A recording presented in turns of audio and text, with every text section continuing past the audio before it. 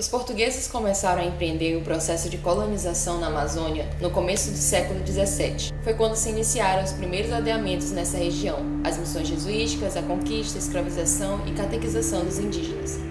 A questão pouco debatida ou pensada sobre o assunto é como essas pessoas de realidades, culturas e idiomas tão diferentes interagiam uma com a outra. Como eles se comunicavam? E os índios eram apenas coadjuvantes e passivos nesse período e frente a todos os acontecimentos? Essas e outras questões é que pretendemos esclarecer aqui.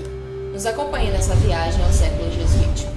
Em 1686, a coroa criou um novo sistema para a conquista do estado do Maranhão e Grão-Pará, que ficou conhecido como Regimento das Missões. Esse regimento, que ficou responsável por direcionar a organização dos aldeamentos e a distribuição da mão de obra indígena. Está perdido? Não sabe o que eram os aldeamentos? Espera um pouco. Os aldeamentos foram formas de organização criadas para civilizar e catequizar quem os europeus chamavam de bárbaros. Esses lugares de convivência entre missionários e indígenas possibilitaram uma interação cultural muito forte. Nos aldeamentos jesuíticos existiam os mais diferentes grupos indígenas, que eram deslocados de seus ambientes e colocados no mesmo lugar, sem que fosse levado em conta que muitas vezes esses povos eram inimigos entre si por questões tradicionais ou mesmo territoriais. Eles eram forçados ou convencidos a submeterem-se ao mundo europeu cristão, mas, por vezes, eles resistiam e lutavam, se aliando aos missionários em busca de seus próprios interesses. Os missionários eram os responsáveis no processo de catequização e evangelização desses povos. Encontraram uma grande barreira: os vários idiomas que esses grupos falavam devido justamente à variedade dos ameríndios na Amazônia. Mas e agora? Seria o fim das missões? Claro que não. Como soluções, as ordens religiosas passaram a selecionar e estudar as línguas faladas no Rio Babel, definindo suas funções e delimitando os domínios e espaços onde eram utilizadas. Então, como era esse contato? Vamos lá. Durante os anos de 1500 a 1616, os espanhóis, ingleses e portugueses realizavam diversas expedições pelo território, seja de conquista, descoberta ou de reconhecimento. E em todas essas expedições, eles tiveram contato com os povos nativos, que era feito através de gestos e sinais. Sim, eu sei que você está pensando no jogo da mímica, e eu posso dizer que era mais ou menos assim mesmo. O colonizador fazia esses movimentos e os nativos tentavam adivinhar. Consegue imaginar essa comunicação? Devia ser no mínimo inusitada, mas nem só de gestos e sinais os europeus comunicavam. Em alguns relatos, como o do cronista Gaspar de Carvajal, os índios também ajudaram os colonizadores nessa relação.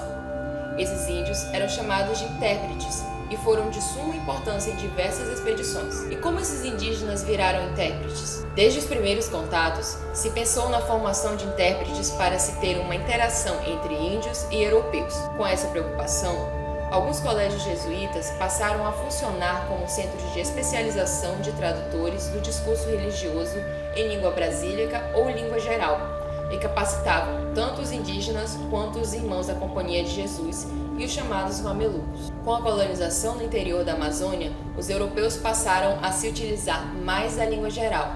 Com isso, deixou-se a cargo dos intérpretes os idiomas de origem não tupi. Agora, esses intérpretes possuem como função atuar como embaixadores no contato com os povos nativos, a quem deviam persuadir a ir para as aldeias de repartição. Mas há um problema. Esses intérpretes não sabiam todas as línguas existentes na Amazônia. José Ribamar Bessa Freire fala que Antônio Vieira, ao desbravar a Amazônia, encontrou mais de 150 povos diferentes que moravam às margens do rio Amazonas e o apelidou de Rio Babel, em homenagem à história bíblica da Torre de Babel. Afinal, eram muitas línguas diferentes, mas em sua maioria do tronco tupi. Décio Guzmán fala que uma das dificuldades para os jesuítas, e não somente para esses padres, era de que eles possuíam grande aversão de aprender essas línguas com estudo e com trabalho, e que só um grande amor de Deus a pode vencer. O esforço era tremendo para esses padres, e também os intérpretes não davam conta de tamanha demanda. Com tanta complexidade de idiomas, foi criada uma língua que correspondesse à necessidade da época. Surge então a língua geral amazônica. Em 1616, a partir do contato dos portugueses com centenas de línguas indígenas da Amazônia, estabeleceram comunicação através da língua brasílica. que também é de origem tupi.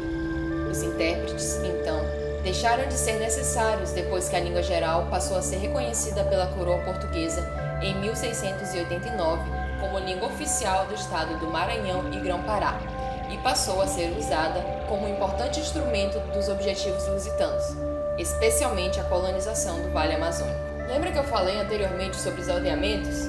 Pois bem, em 1686 a coroa portuguesa entregou às ordens religiosas o governo temporal e espiritual dos índios por meio do regimento das missões, permitindo que esses missionários intensificassem suas expedições em direção ao interior, recrutando os índios brávios e concentrando-os em aldeias de repartição que passaram a ficar superlotadas. É claro que nem sempre isso produzia o efeito desejado, pois muitos fugiam ou acabavam gerando conflitos que não acabavam muito bem. É importante perceber nesse contexto a autonomia dos indígenas dentro e fora dos repartimentos. A visão comum do período colonial é aquela em que os nativos são passivos de tudo e sempre sendo disputados por missionários e colonos, sem que houvesse nenhum poder de decisão por parte deles, e é equivocada. Essa luta pelo controle dos índios precisa ser narrada mostrando a interferência que os mesmos faziam na tomada de decisões a seu respeito.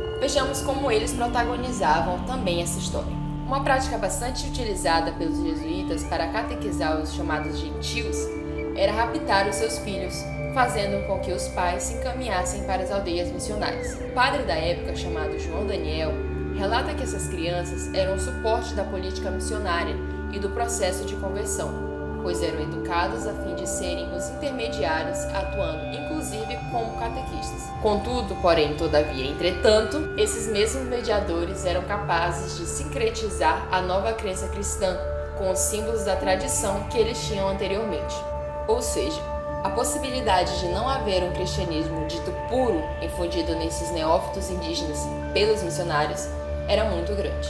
Outro relato do padre João Daniel era que o medo e o ódio que alguns indígenas tinham pelos brancos os faziam proibir suas mulheres de manter qualquer contato com brancos, portanto, nada de falar a língua geral. Era tão temida a inconstância dos indígenas. Os missionários nunca tinham a certeza do sucesso da conversão. Uma hora, eles podiam participar da missa, rezar, trabalhar na catequese.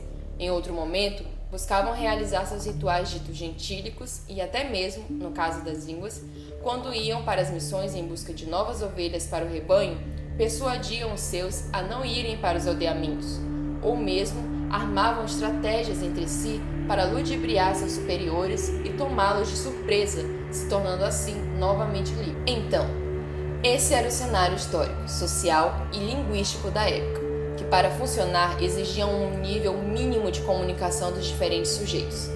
Como os índios dos núcleos coloniais não falavam português entre si e nem com o colonizador, nem os nativos e nem os jesuítas utilizavam o português na catequese.